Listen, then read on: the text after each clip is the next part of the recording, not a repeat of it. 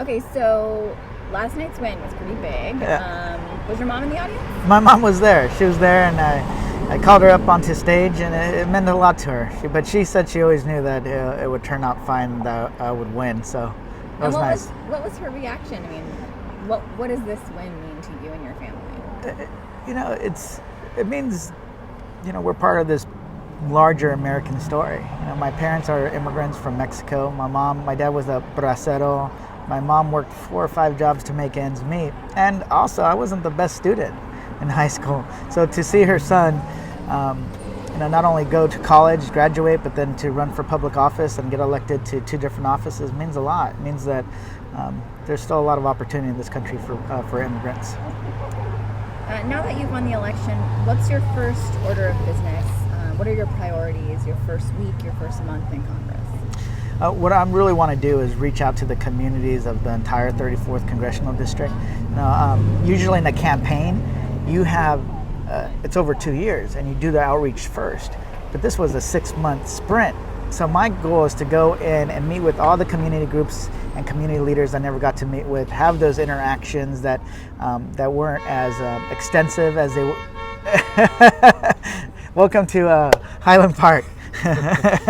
But they're not as extensive as I would have enjoyed.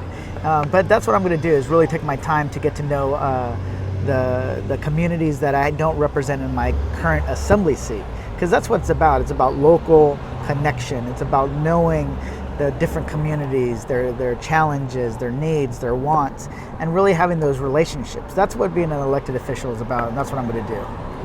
That being said, this district hasn't had a congressman for about 6 months Yeah. now, so you're going to have to hit the ground running. What are your first priorities when you get to Washington, D.C.? First priority is I want to make sure that I look at how do we protect the Affordable Care Act. That's still the number one priority. How do we work as a caucus, a Democratic caucus, to push back?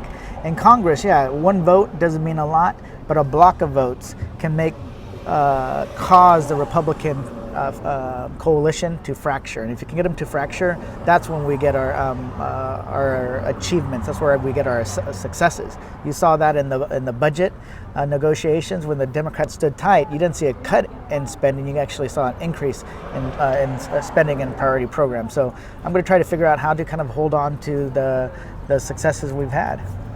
Now, you talked last night in your victory speech about the resistance.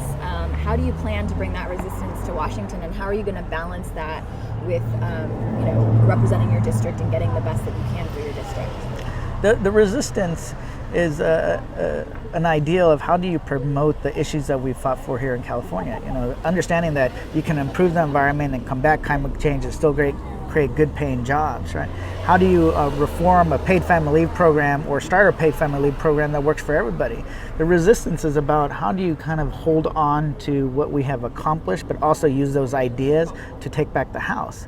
And that's what I'm going to do, is talk about these ideas that we have, what we've done here in California, because California is kind of a model for the country. That's where most of the economic growth comes from, and that's what I want to make sure that we continue pushing at the federal level.